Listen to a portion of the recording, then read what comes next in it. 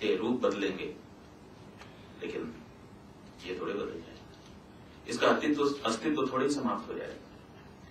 इसलिए सनातन शब्द भी बहुत अधिक उसको डिफाइन नहीं कर सकता, लेकिन जहां बहुत बड़ा बाजार हो विशेष लोगों का, वहां सामान्य को भी विशेष बन के ही उनके साथ बैठना पड़ता है। इसलिए ठीक है, सनातन धर्म के नाम से उसको जाना जा सकता है, लेकिन हिंदू के रूप में तो आज की तारीख में कतई नहीं। और ये हिंदू ऑर्गेनाइजेशंस के बारे में सेमिनार हो रहा है, मैं इसमें कैसे भाग लूं कैसे न लूं, थोड़ा सा समस्या है मेरे सामने।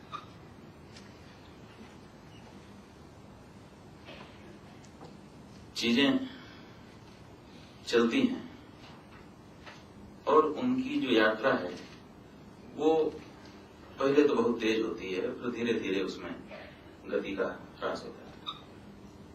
जब रिवाल्वर से गोली निकलती है, बुलेट निकलती है, तो उसकी तेजी अलग होती है, और जैसे जैसे वो आगे बढ़ती है क्रमशः उसी गति में ह्रास होने लगता है, और एक समय तो ऐसा आता है कि फिर वो अनिश्चित हो जाती है, बढ़ जाती है।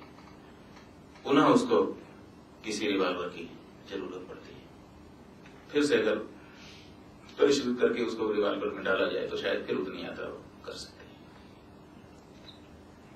जो भी वस्तुएं हैं, जो भी धर्म है, वो चलता है, चल सकता है, लेकिन बीच बीच में किसी रिवाल्वर की जरूरत होती है, किसी स्प्रिंग की जरूरत होती है जो उसमें गति भरे, और इसीलिए आचार्यों की कल्पना की गई।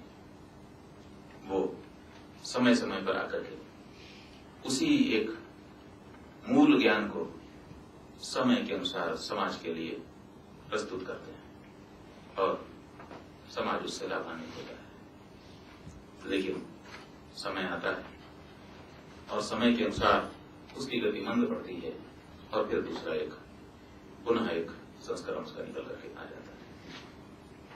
आज यही स्थिति हमारे धर्म की भी है। कुछ लोगों ने राजनैतिक स्तर पर इस पर कब्जा कर लिया है, और इसका एक अलग अर्थ निकाल करके गोलबंदी करने के लिए, एक ऐसा संगठन बनाने के लिए जो लोगों को धमकाए, लोगों को चमकाए, लोगों पर अपना प्रभुत्व स्थापित कर दे, अपना शासन स्थापित कर दे, और उसके लिए इसका प्रयोग किया जाता है।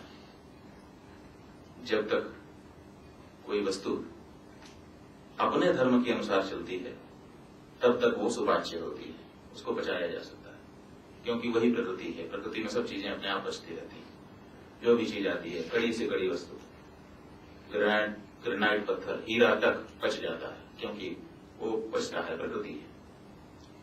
लेकिन जब उस वस्तु का कोई दूसरा व्यक्ति प्रयोग करने लग जाता है तब उसका अर्थ अलग हो जाता है, उसकी सहजता समाप्त हो जाती है, और जिसके हाथ में है उसकी प्रकृति से वो जुड़ जाता है। सनातन धर्म सबके कल्याण का सोपान है, लेकिन किसी के हाथ में अगर पड़ गया है तो किसके हाथ में है उसकी प्रकृति से उसका धर्म जुड़ गया। और इस समय जिस तरह से उस पर कब्जा किया जा रहा है उसको सोचने की आवश्यकता है। आदि शंकराचार्य,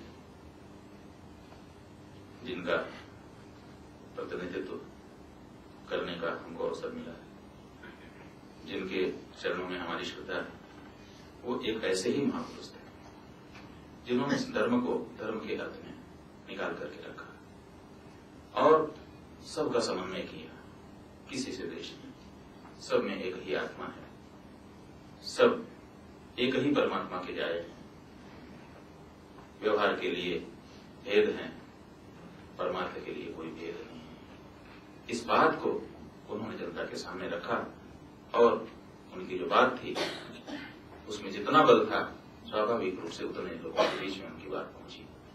और जैसा कि शर्मा जी ने बताया कि सबसे पुरानी परंपरा शायद कई सहस्त्रों वर्ष की, हम लोग तो मानते हैं हमारे प्रमाण के अनुसार 2516 वर्ष पहले आदि शंकराचार्य इस धरती पर आए। आज भारत में धर्म का प्रतिनिधित्व करने वाली इससे पुरानी कोई दूसरी परंपरा नहीं है, तब भी ये चल रही है।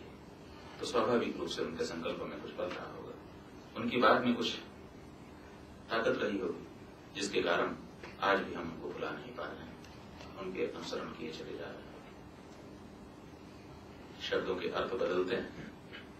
कभी हमारे ऋषियों ने उद्घोष किया था, वसुधैव कुटुंबकम, सारी वसुधा कुटुंब है। लेकिन संस्कृत भाषा की विशेषता ये है कि इसमें शब्दों को आगे पीछे करके भी पढ़ने की सुविधा है।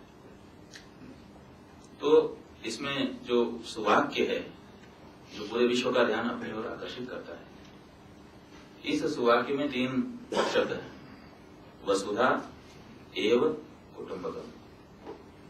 वसुधा ही कुटुंब है, धरती ही कुटुंब है, माने जहां जहां धरती है सब एक ही परिवार, एक ही कुटुंब है। लेकिन अगर इसी को व्याख्यायित कर दिया जाए